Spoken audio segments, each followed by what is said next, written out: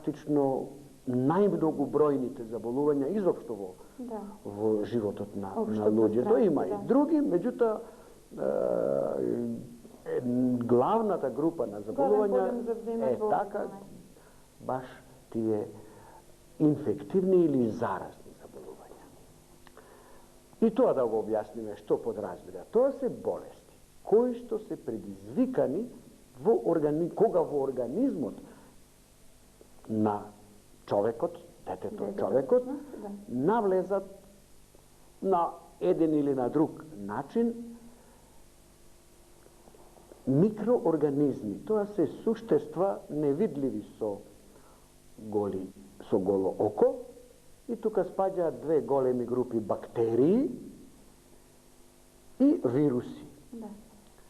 Вирусите значително поситни од бактериите, така да најголемиот број од вирусите, дури ни со електронски микроскоп, се невидливи. Кога овие микроорганизми, невидливи со голо око, навлезат во живиот организам, тие најдуваат на благородно, на добро тло, многу брзо се развиваат и го напаѓаат организмот. Го напаѓаат на повеќе начини. Едниот е со тоа што развивајќи се во организмот се ствараат во огромен број и како такви ги напаѓаат живите ткива, живите клетки на организмот. Вториот начин е со тоа што повторно развивајќи се и енормно размножувајќи се, испуштаат одредени отровни материи, така наречени токсини, кои што исто така го оштетуваат организмот. Во зависност од видот на бактериите или вирусите, зависи на кој орган најмногу ќе бидат застапени и така предизвикуваат и такво заболување. Ако се од типот на бактерии или вируси кои што виреат најмногу на, да кажеме, органите за дишење, дали горните дишни органи или долните, како што викаме во белодробието, е сосема ирелевантно. Но на тој дел кај што тие се наоѓаат, тука го предизвикуваат и оштетувањето и од тука и заболувањето. Ако се размножат во храноварниот систем, во цревата, тогаш се манифестира заболување од тој тип, проливи, повраќање и така натаму. Ако се сместат во мозокот, тогаш предизвикуваат воспаление на мозочните обвивки, на мозокот и така натаму, и да не должам, во зависност, значи, на кој дел од организмот ќе бидат стационирани, да речам, во најголем број, и од тој орган се јавува, на тој орган се јавува и заболувањето. Откако се случило заболувањето и организмот на еден одреден начин, по природен пат, со своите одбранбени механизми, се одбранил, па излегол од фазата на болест, останува во организмот нешто што значи имунизирање, нешто што значи веќе подготвена одбранбена моќ, способност на тој организам за при повторно навлегување на истите тие причинители на заболувањето, да тој организам веќе е подготвен да се брани. И веќе тој створил некој заштитен механизам. Еве на најпрост начин објаснето, тоа би било имунизирање, имунизација.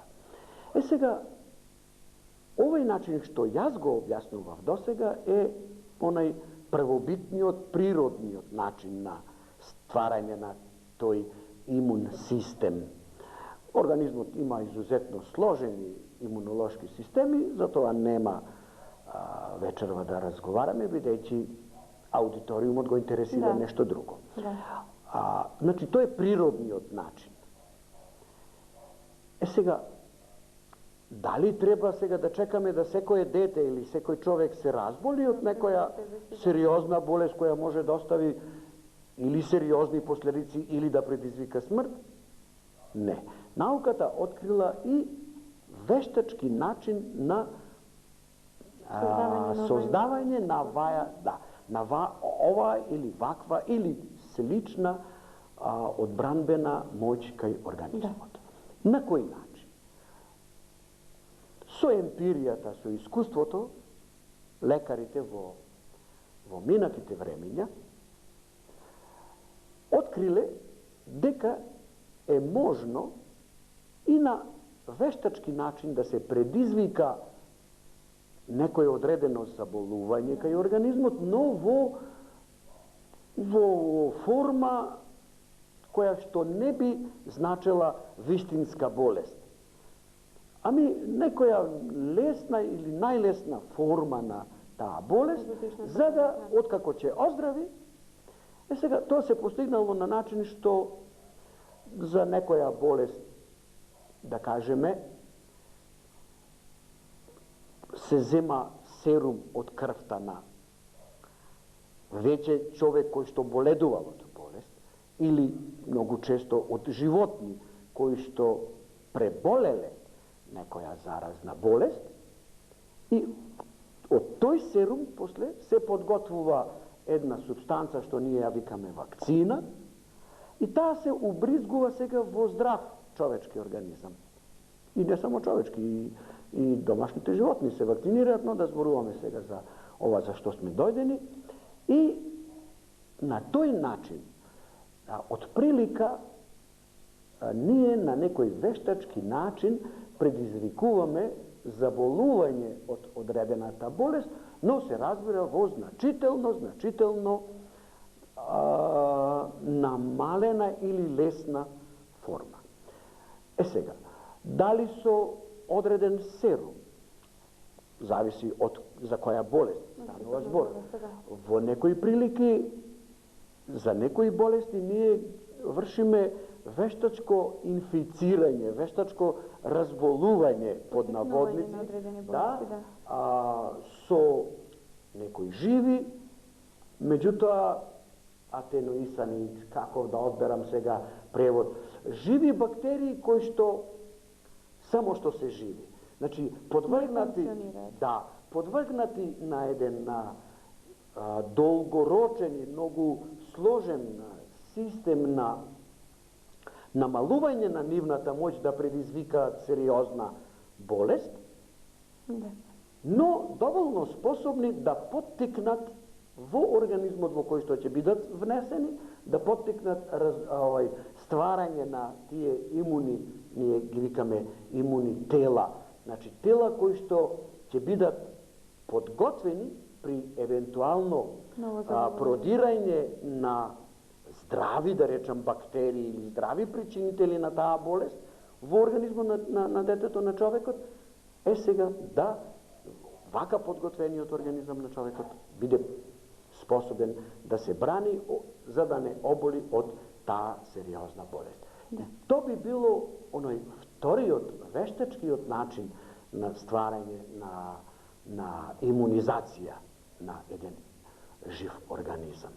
Напоменавме при цело ваше излагање дека овие вируси и бактерии всушност треба да се внесат во самото тело, дали по природен пат како што нели влегуваат или по вештачки пат како што се внесуваат. Меѓутоа дали всушност може да се случи и да се наследат, природно да се наследат токму овие бактерии и вируси? Со текот на раѓањето? Не бактериите и вирусите. Сега тоа е еден, да речам, тоа е еден трет вид на имунизирање, за кој што посебно сакам да зборувам, а од тука и вие, а и нашите ценети гледачи, ќе заклучите зошто токму имунизацијава ја ставив на крај. Еве веднаш да кажам. Секоја бремена жена до забременувањето дали по природен пат со разболување од одредени болести, дали со вештачки пат со вакцинирање, веќе поседува во себе, во својот организам, еден квантум на имунитела, на способност на нејзиниот организам за одбрана од одреден број и вид на заразни заболувања. Сега, тие нејзини имунитела, таа нејзина способност, кај некоја повеќе, кај некоја помалку, меѓутоа индивидуално, се пренесува со крвта нејзина, се пренесува во крвта на детето, на плодот. И детето се раѓа веќе со една минимална, па баш и не е секогаш минимална, но со една одредена количина на такви имуни тела, односно со една одредена доза на моќ на одбрана од некои заразни болести. Повторувам, некои, не сите. Сега, зошто овде ќе застанеме? Ние во еден од нашите разговори кажавме дека примарната вакцинација, под наводници, или примарното стварање на имунизација кај новороденчето, кај бебето, кај доенчето, мимо онаа што ја добило директно од својата мајка преку крвта за време на растот и развојот на плодот во утробата на мајката, со млекото на мајката, со мајчиното млеко, децата добиваат и добар дел од имуните тела што се наоѓаат во организмот на мајката. И од тука сите мои настојувања преку ова ваша куќа до нашите гледачи да бидат доени децата. Ние кажувавме за колострумото на првото млеко. За другите функционални страни на сега, млеко, кажувавме за многу фактори во мајчиното млеко, да не повторуваме, но мајчиното млеко е преполно со имуни тела. Така да дете кое што добива мајчино млеко веднаш после раѓањето, до третиот некаде, четвртиот месец е, да не речам комплетно, меѓутоа во огромен број од случаите е скоро целосно заштитено од одреден број заразни болести за кои што ние ќе кажеме. За оние болести за кои што според нашиот закон и според законите скоро на цела Европа, на Америка, исклучувам некои азиатски држави, некои афрички држави, таму имат посебни видови на заразни заболувања за кои што кај нас нема потреба, бидејќи од вакцинирани, бидејќи такви болести немаме. Но за овие простори во кои што се наоѓаме ние, значи детето добива скоро целосна заштита од, еве на пример, морбили, сипаници. Оние ситни сипаници што ги викаме. Сите овие болести за кои што ние ги вакцинираме покасно децата. Понатамо црна кашлица, понатамо дифтерија, тетанус и така натаму, ние ќе ги наброиме тие болести. Значи, од овие болести со кои што е мајката заштитена, мајката заштитена со нејзино вакцинирање, сега детето добива одредена примарна вакцинација, да речам, преку млекото.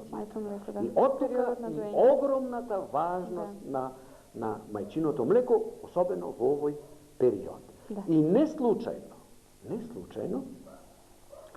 со првите вакцинирања почнуваме откако детето ќе наполни 3 месеци.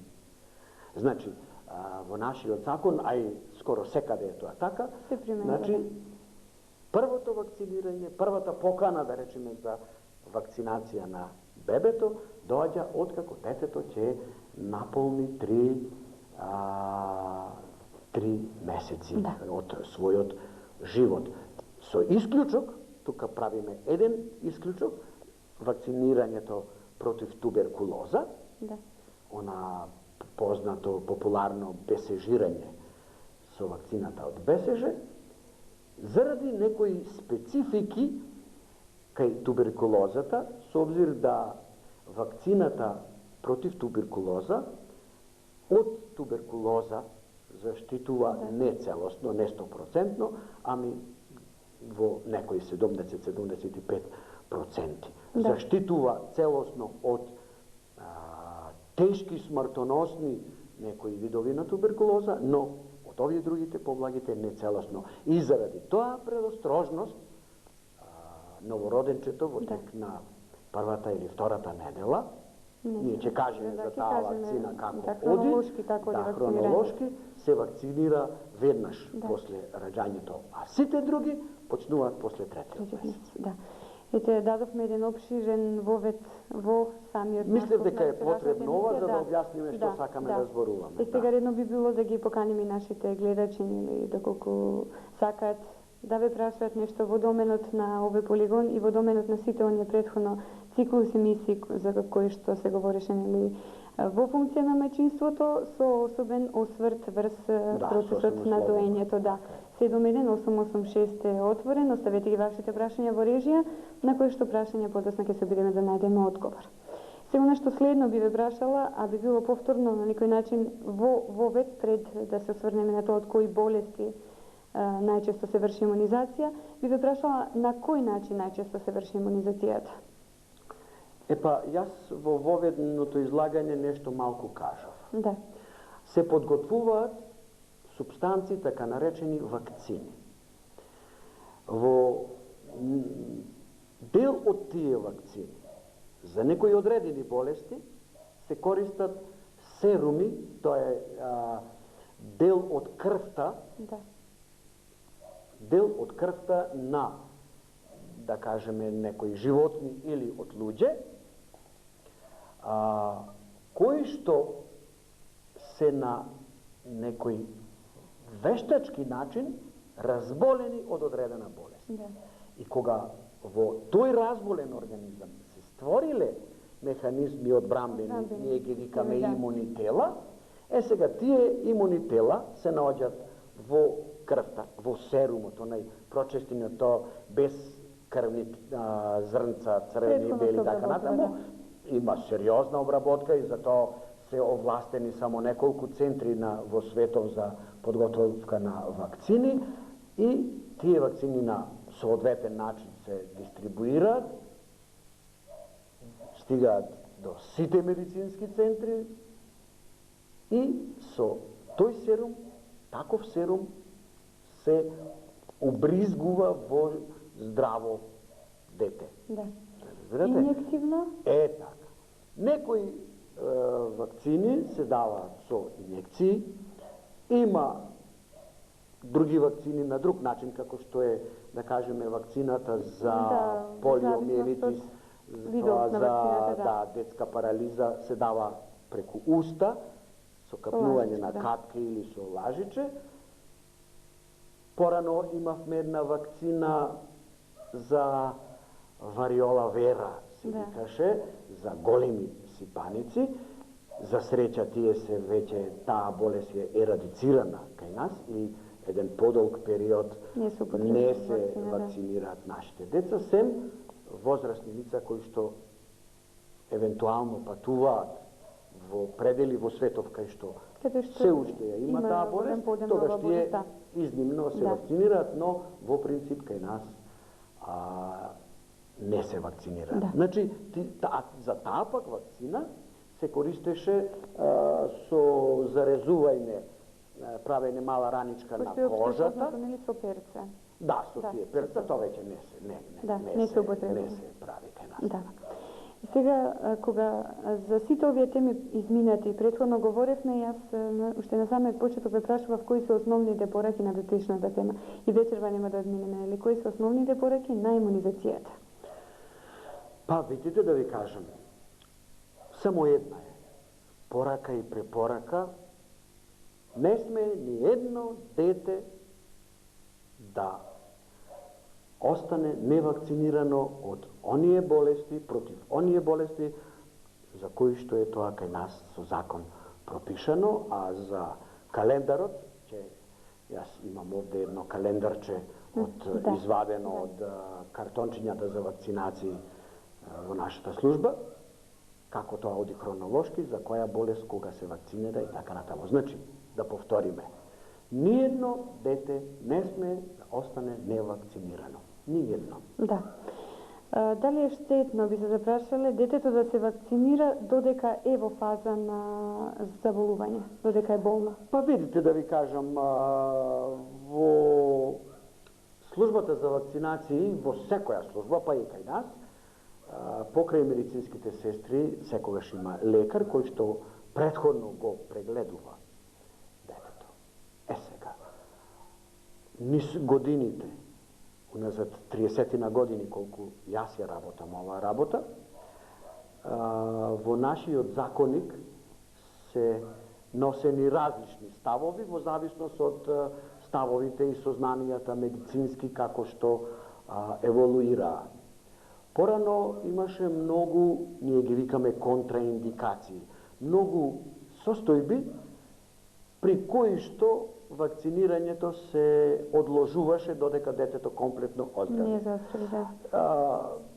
И ден денеска ние еден мал дел од децата ги враќаме додека се опорават од некоја акутно заболување. Меѓутоа, најновиот став, препорачан од УНИЦЕФ, е таков да практично не постои ниедна болест, со исклучок на некои многу ретки состојби, за да значи да не се вакцинира детето. Може да се одложи за неколку дена. Може, тоа не менува ништо, но во секој случај детето одредената вакцина мора да ја прими. Да. Дали имате одреден временски интервал во кој што како што рековме, самото пролонгирање би можело да се одложува?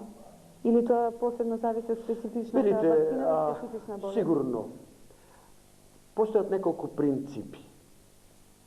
Треба да се да доживее детето одредена возраст за да добие одредена вакцина. Да, 30-годишната возраст, како маргина возраст, се да. старост на детето.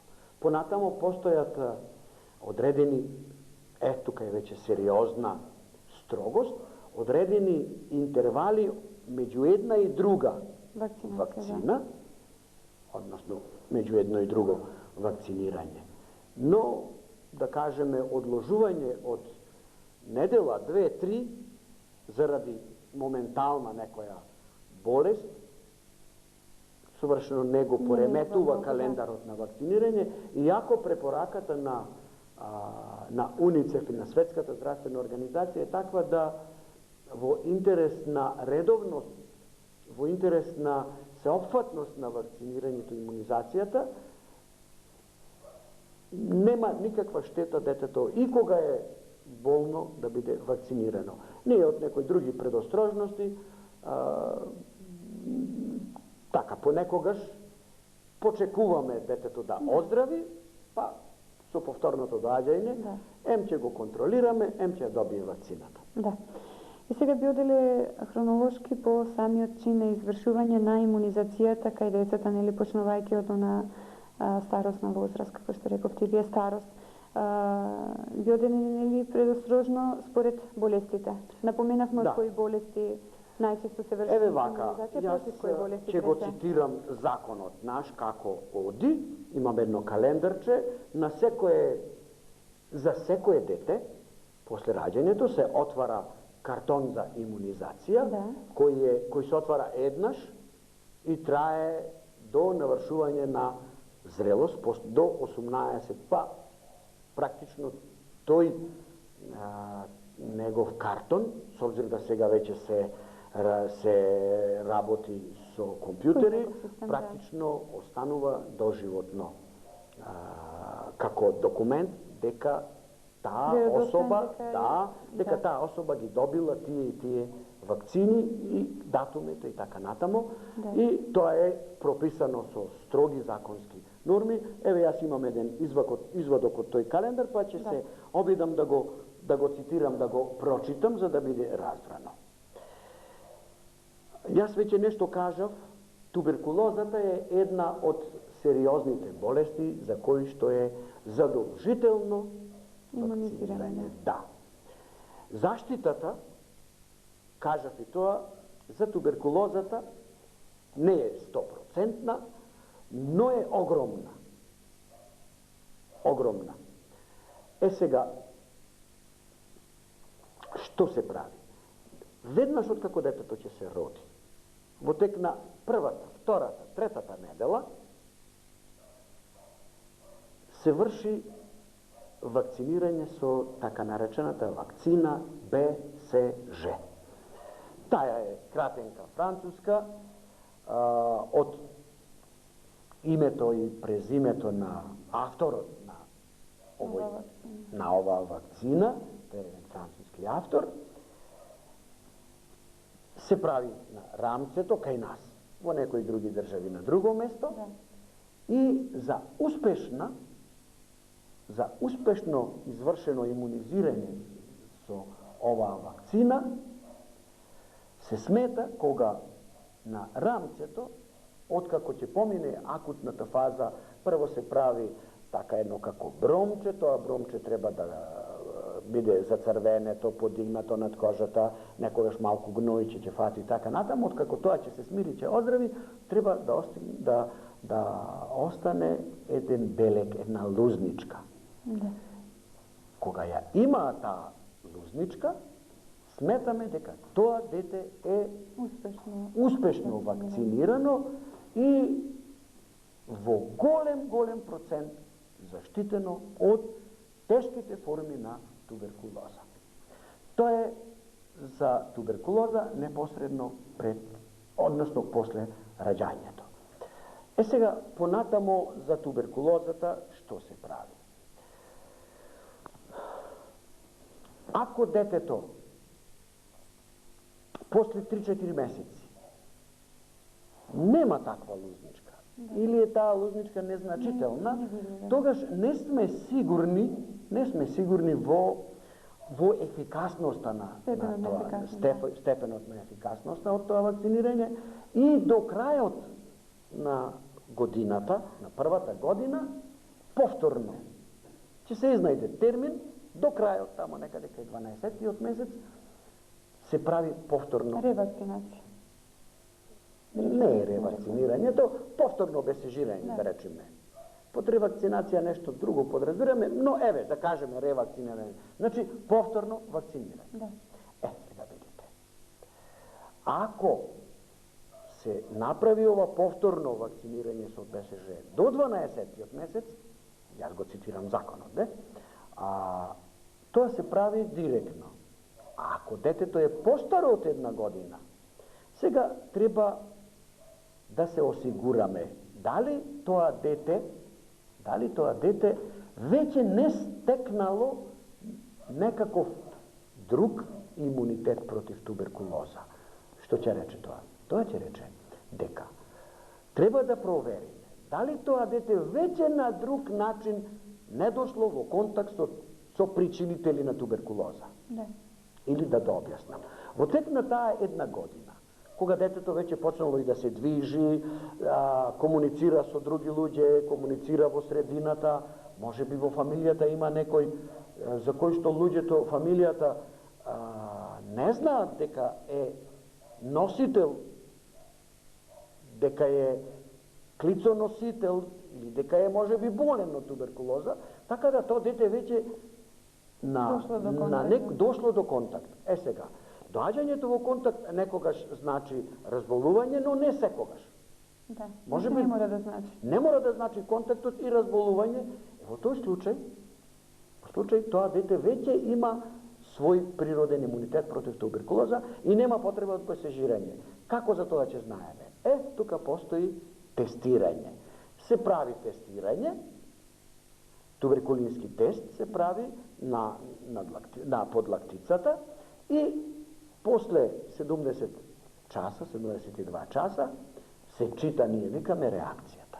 Се прегледува тоа место кај што ние убризгавме серум за таа проба и доколку е позитивно, тоа е црвенило, повеќе поголемо од сантим и пол, 2 сантиметри, па стврднување и така натаму, тоа е веќе чисто медицински, чисто да не речам стручен проблем, тогаш заклучуваме дека тоа дете на друг начин, не преку нашата вакцина, на друг начин дошло во контакт со туберкулозни бацили и тоа дете веќе створило свој природен имунитет и тоа не го бесежираме. Доколку е негативен тој тест, значи не се појави тоа црвенило и тоа стврднување и така натаму, тогаш детето повторно се вакцинира со БСЖ, пак викам некаде на крајот од првата година. Да. И тоа е она првото. Понатамо ќе добива и понатамо за туберкулоза, но во првата фаза е тоа е по однос на туберкулозата. Да. Сега друга болест за која што се бара задолжително со законот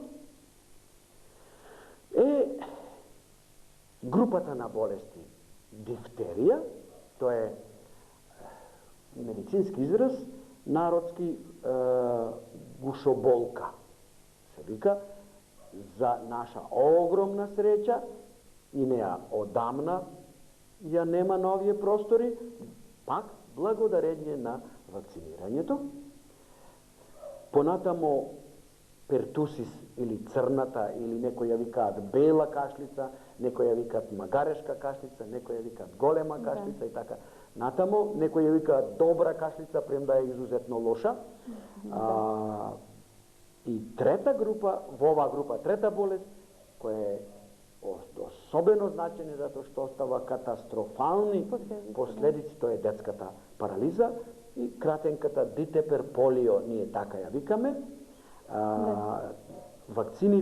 Вакцината за овие три болести е групна, за дифтерија и за големата кашлица оди со инјекција, па се убризгува ние во бутчето на бебето. Убризгуваме, во некои центри убризгуваат во надлактицата, сосема есено важно оди по пат на боцкање со инјекција, а вакцината против детската парализа е во вид на капки и со лажичка или директно во усте со капки се убризгува на детето. Кога? Таа се, со законот е така речено, таа се дава веднаш штом детето наполни 3 месеци. Зошто? Пак се враќаме на почетокот. Затоа што за тие 3 месеци се смета дека детето си е заштитено од мајката уште за време на бременоста, а и со мајчиното млеко. Рачунаме дека мајката си го дои своето дете и тоа зависи од случај до случај. Ако го дои, тога сигурно е заштитено. Да. Е така. Значи, тоа е првата, да речем, вакцинација, односно заправо е тоа е втора, затоа што прва беше она со туберкулозата. Да. Во новороденечкиот период. Сега, понатамо следат ревакцинации од истиве овие болести, од оваа трочлена група, да речам, дифтерија, голема кашлица и детска парализа, оди прва, втора и трета. Значи, то се 3 пати вакцинира првата и уште 2 ревакцини, што се прават на растојание од по 45 дена, најмалку. Да. Значи, најмалку треба да помине 45 дена меѓу едно и друго вакцинирање. Тоа си има своји причини зашто е тоа така, не од организациони причини, чисто здравствени причини, затоа што на организмот му е потребно толку од прилика да ја изработи, да ја прими таа вакцина и да створи некакви почетни одбранбени механизми. Да. И откако ги примило тие 3 дози, да речем, на ова трочлена група на вакцини, детето веќе стигнало тамо некаде пред да наполни 1 година. Тогаш, веќе кажавме, ако нема лузничка на рамцето, се бесежира повторно, повторно му се вбризгуваат туберкулозни бацили во неговиот организам,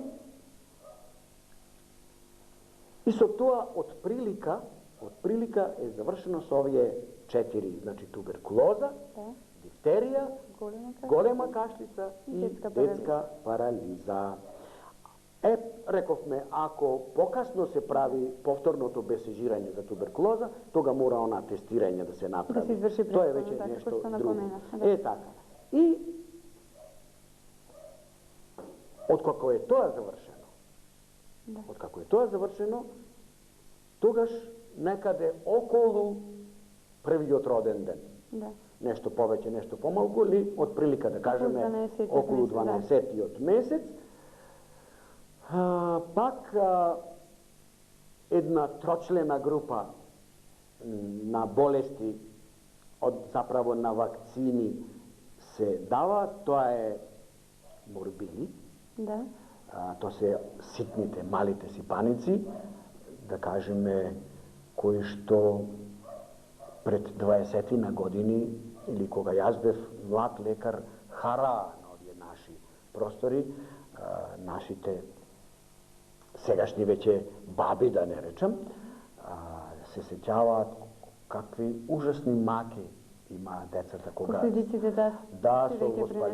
со воспаление на белите дробови, па и со многу доста често и смртни случаи, така натаму. Фала Богу, не се повторува. И фала на овие вакцини веќе ги немаме, значи ситните сипаници. Понатамо една така наречена, медицински се вика рубеола, посебно ќе сакам за неја за малку да кажам, речи од особено значење за пак женските деца, тоа е кај нас, некои ја викаат паткини сипаници, некои ја викаат гускини сипаници, некои ги викаат крупни сипаници, така натаму во различни краишта на нашава држава различно ја викаат.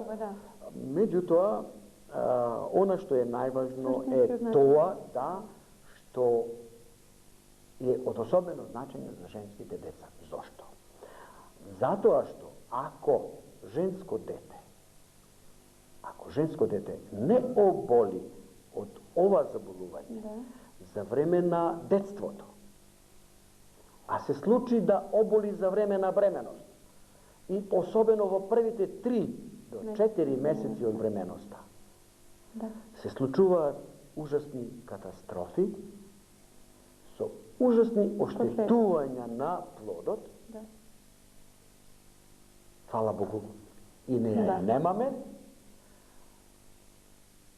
Така да, ако буквално за сите инсистираме вакцини дека мора да бидат примени, меѓутоа женско дете обавезно мора ова вакцина да ја има, значи морбили или мали сипаници, рубеолите и овие другите, и паротитис. Паротитис што се заушки. Сега, ако рубеолата беше важна, значителна за женските деца, па заушките се обратно за машките деца, затоа што многу често знае да направи, не секогаш се разбира, али доста често знае да направи одредени последици врз полните органи, полните жлезди на машкото дете, благодарење на ово вакцинирање. Сето тоа се спречува, благовремено. Така. И сега, туберкулозата. Првата група 3, дифтерија, пертусис и полио.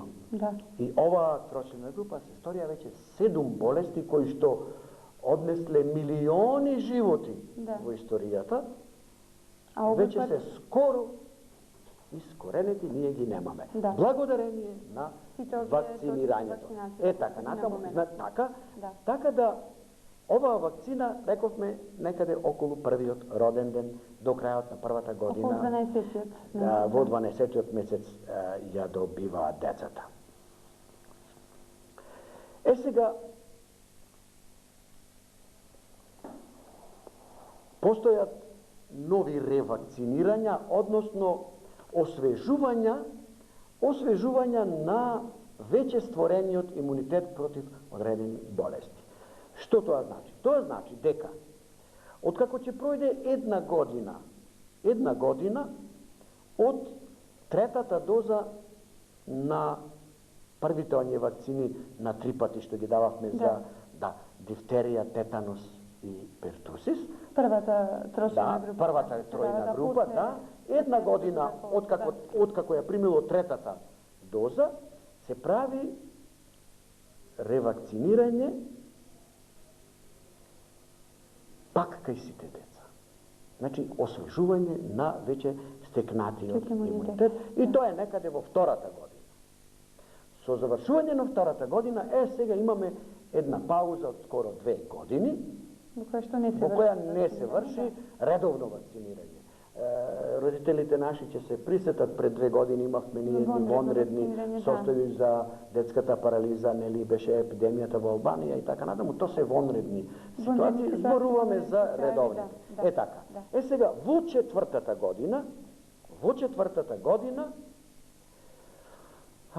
повторно се прави ново ревакцинирање за дифтерија и за голема кашлица, овој пат без вакцината за детска парализа. И со тоа се завршува циклусот на вакцинирање во предшколското доба. Сега настанува 7-та година или во прво оделение детето како прваче и сега има еден посебен циклус на вакцини кои што децата ги добиваат како школски деца. Така да прво што ќе примат тоа е повторно морбили или мали сипаници, рубеола или она опасната за женските деца, и големата кашлица, не голем, него паротит, заушки. Така. Значи, то во прво оделение. Пак 6 недели покасно, 45 дена во принцип. Има размак тамо од 45 дена, може месец-два, пролонгирано, но не би смеело помалку од 45 дена.